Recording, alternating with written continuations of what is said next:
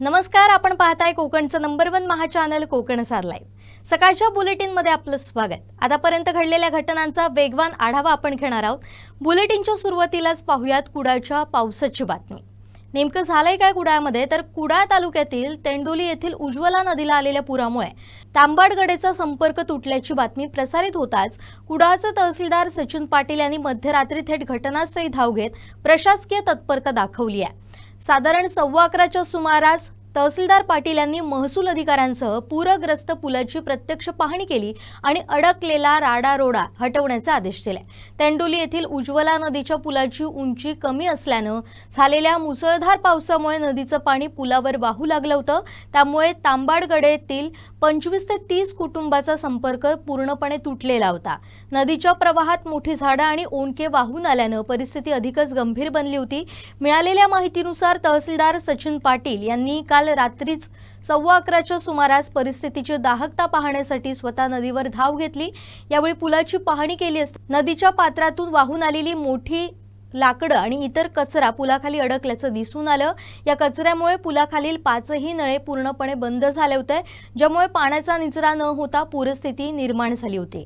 रात्री परिस्थितीचा अंदाज घेतल्यानंतर तहसीलदार पाटील यांच्या सूचनेनुसार घटनास्थळी जेसीबी अगदी सकाळच्या सुमारास दाखल झाला। त्यानंतर पुलाखाली अडकलेली मोठी ओंडकी आणि राडारोडा हटवण्याचे आदेश देण्यात आले, जेणेकरून नदीच्या पाण्याचा निचरा वेगवान होईल आणि ग्रामस्थांना दिलासा मिळणार आहे।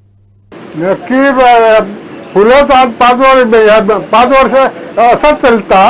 ह्या फुलाची उंची कमी असल्यामुळे आणि पाईप असल्यामुळे पाईपामुळे ह्या पाणी कमतात, पाणी तुंबतात आणि दिवस पाणी राहतं।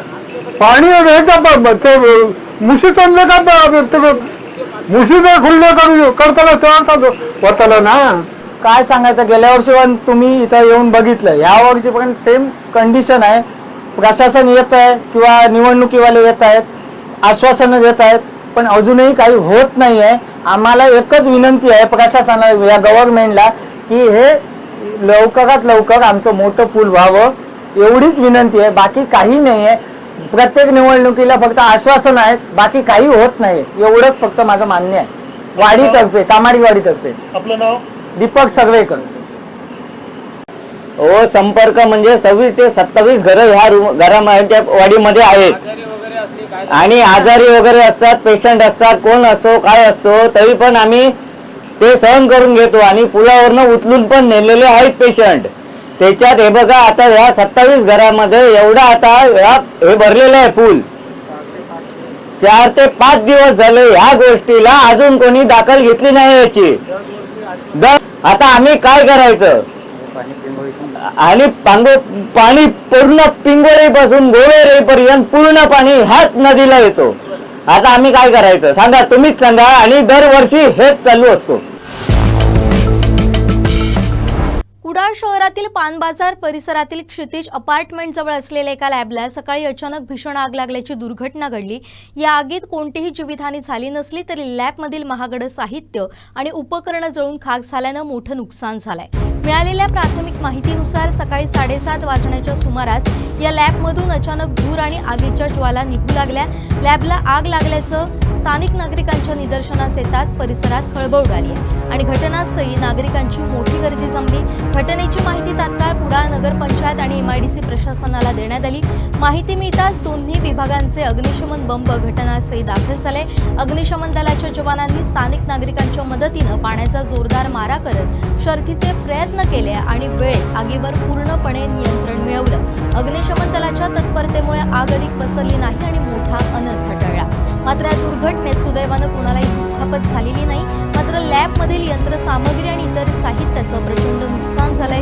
ही आग नेमकी शॉर्ट सर्किटमुळे लागली की इतर काही कारणामुळे त्याचं नेमकं कारण अद्याप समजू शकलेलं नाहीये। भारतीय सैन्यात सलग 16 वर्ष अथांग आणि निष्कलंक देशसेवा बजावून 1211 मीडियम रेजिमेंटचे आणि कारिवडे गावचे सुपुत्र हवालदार शिवराम दत्ताराम माळकर हे 30 जून रोजी सेवानिवृत्त झालेत। आपल्या मातृभूमीचं रक्षण करून गावात परतलेल्या या वीर जवानाचे कारिवडे ग्रामस्थ आणि आजी माजी सैनिकांच्या वतीनं भव्य रॅली काढून जंगी स्वागत करण्यात आलं।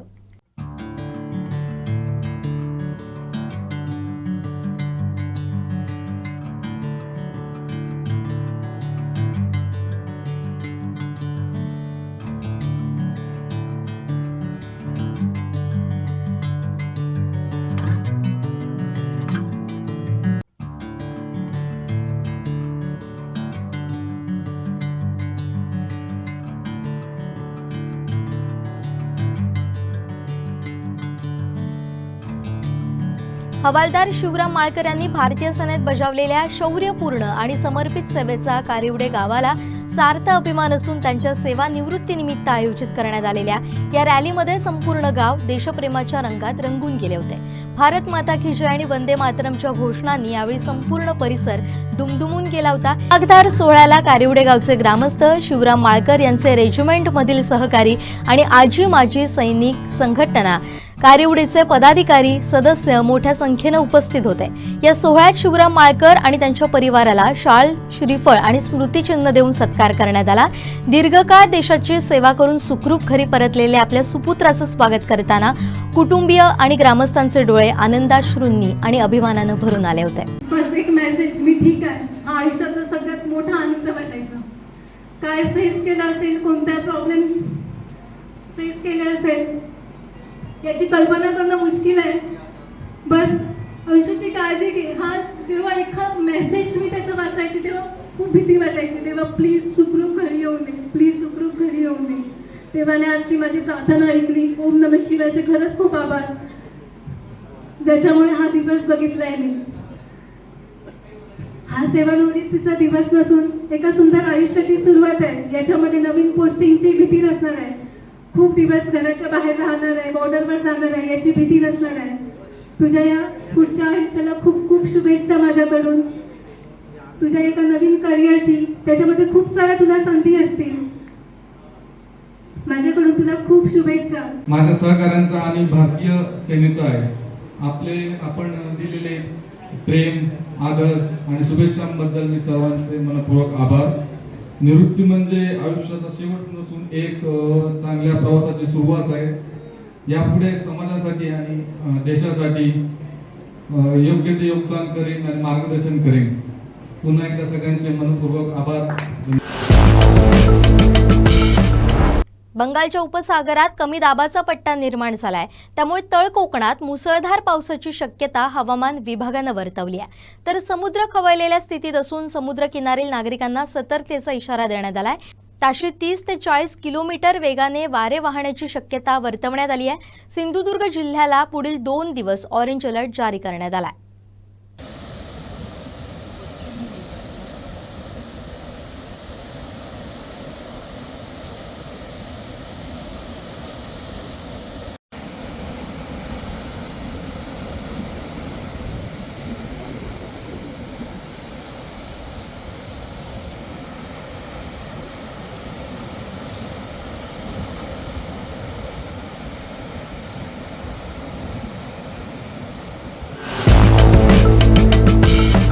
गोव्यातील सांताक्रूज बांध येथील पाणथळ जागेत दुर्मिळ ग्रेटर फ्लेमिंगो पक्षाचं विलोभनीय दर्शन झालंय.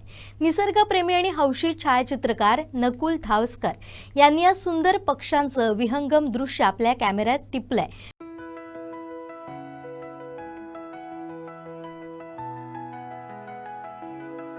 गोव्यातील सांताक्रूज बांध इथं ग्रेटर फ्लेमिंगो पक्षाचं दर्शन होणं ही अत्यंत दुर्मिळ घटना मानली जाते. सहसा हे पक्षी हिवाळ्यात स्थलांतर करतात. गुजरातचा कच्छचा रण, महाराष्ट्रातील नवी मुंबई आणि उजनी धरण यांसारख्या मोठ्या पाणथळ जागांवर मोठ्या संख्येनं आढळतात. परंतु आता गोव्यातही हे पक्षी आल्यानं पक्षीप्रेमी आणि निसर्गप्रेमींसाठी हा आनंदाचा आणि पर्यटनाचा अनुभव देणारा भाग ठरलाय. फ्लेमिंगोच्या सर्व प्रजातींमध्ये सर्वात मोठा आणि अधिक प्रमाणात आढळणारा हा पक्षी आहे.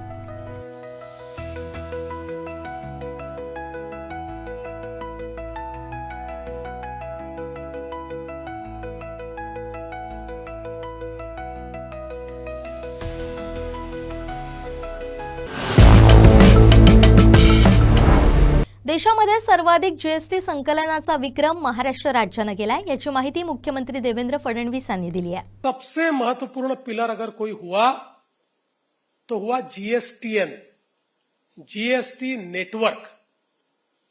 इस देश के अंदर मैं ऐसा मानता हूं, टेक्नोलॉजी इनोवेशन में 20वीं शताब्दी में याद रखने लायक कोई चीज हमने की है तो वो, जैसे हमने यूपीआई किया वैसे ही हमने जीएसटीएन तैयार किया है. एक ऐसा नेटवर्क, क्योंकि राज्यों को यह डर था कि हमारा पैसा अगर सेंट्रल गवर्नमेंट के पास जमा हो गया तो वापस आएगा कि नहीं आएगा. समय पर आएगा कि नहीं आएगा, लेकिन जीएसटीएन ने चूंकि सारा पैसा ये एक प्रकार से टेक्निकली हमारे संविधान के तहत हमारे राजकोष में जमा होना जरूरी है, उस पर सबसे बड़ा सॉल्यूशन ये जीएसटीएन ने दिया। और शुरुआत में तो थोड़े ग्लिचेस आए, पर उसके बाद जिस प्रकार का रोबस्ट नेटवर्क और प्लेटफॉर्म जीएसटीएन ने अवेलेबल किया, मैं ऐसा मानता हूं कि जीएसटी के जो ये सफलता है, इस सफलता में जीएसटीएन का एक बहुत बड़ा हाथ है, उसकी बहुत बड़ी सहभागिता है। मुझे आज भी याद है महाराष्ट्र की असेंबली में जिस समय मैंने जीएसटी का बिल रखा था, उस समय हमारे विरोधी पार्टियों ने कहा था कि भाई महाराष्ट्र के लिए तो ये एक प्रकार से बहुत ही गलत इस प्रकार का कदम आप उठा रहे। We are a manufacturing state, manufacturing state के लिए तो इसमें नुकसान हो जाएगा। तब मैंने कहा था कि हम मैन्युफैक्चरिंग स्टेट भी है, हम कंज्यूमिंग स्टेट भी है, और सबसे बड़ी बात यह है कि we are the services leaders of India. जैसे ही सर्विसेज को टैक्स नेट में लाकर उसमें से पैसा स्टेट को मिलेगा, हम लोगों को कभी पीछे देखना नहीं पड़ेगा। Maharashtra will be one of the biggest gainers in GST. और मुझे बहुत खुशी है कि पहले ही साल हमको ये देखने को मिला, क्योंकि मुझे आज भी याद है 2016-17 में ओपी गुप्ता जी, हमको जो टोटल वैट मिला था वो 90,000 करोड़ था, लेकिन उसमें करीब 25 से 26 हजार करोड़ रुपया ये पेट्रोल, डीजल और एटीएफ पर था।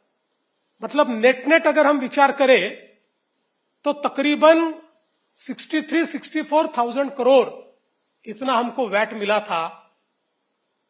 और इस साल वैट तो हमको मिल रहा है वो अलग है, 38,000 करोड़। मात्र जीएसटी जो पिछले साल हमको मिला है 1,87,000 करोड़, 3 गुना, 3 टाइम्स। मुझे बताइए कि इस प्रकार की ग्रोथ इन 9 years, 3 टाइम्स का जंप, और पहले ही साल हम ये 90,000 करोड़ से 1,10,000 करोड़ पर गए। लेकिन वो 90,000 करोड़ से 1,10,000 करोड़ नहीं था, वो 60,000, 63,000 करोड़ से 1,10,000 करोड़ पर हम पहुंचे थे। और अब लगातार अगर हम महाराष्ट्र को देखेंगे, और मैं सेंट्रल जीएसटी और स्टेट जीएसटी दोनों का आभार भी व्यक्त करना चाहता हूं और दोनों को बधाई भी देना चाहता हूं कि जिस प्रकार से लगातार पिछले कुछ साल देखे 14%, 14.5%, 15% अनप्रेसिडेंटेड ग्रोथ हम लोगों ने यहां पर देखी। और मैं तो ये कहता हूं कि we can call Maharashtra the GST capital of India, क्योंकि हम लोग जानते हैं कि महाराष्ट्र ने together we have gathered GST worth 3,60,000 crore. और हमारे बाद के दोनों स्टेट मिला लीजिए, Karnataka and Gujarat, both put together are 3 lakh crore.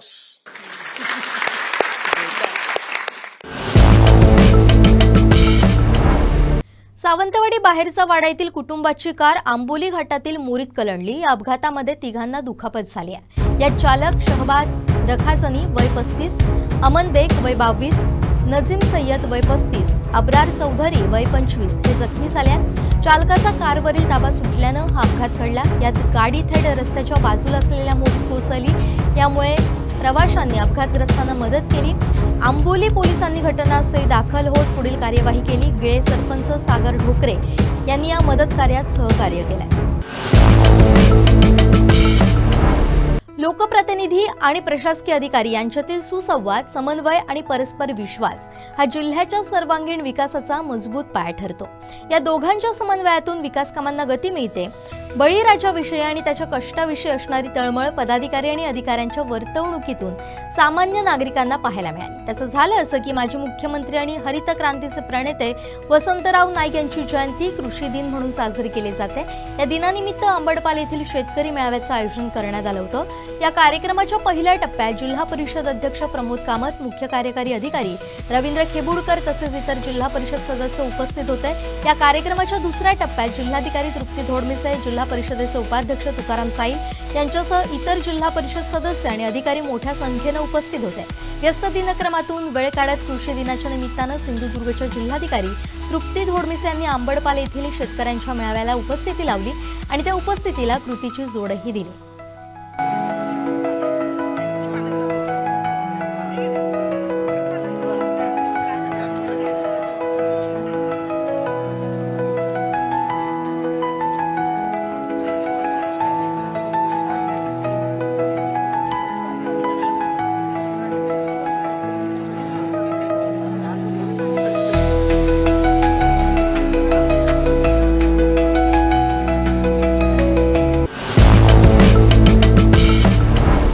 या बातम्यांसह सकाळच्या बुलेटिनमध्ये आपण इथंच थांबतोय. पाहत राहा कोकणचं नंबर 1 महा चॅनल कोकण सार लाईव्ह. धन्यवाद.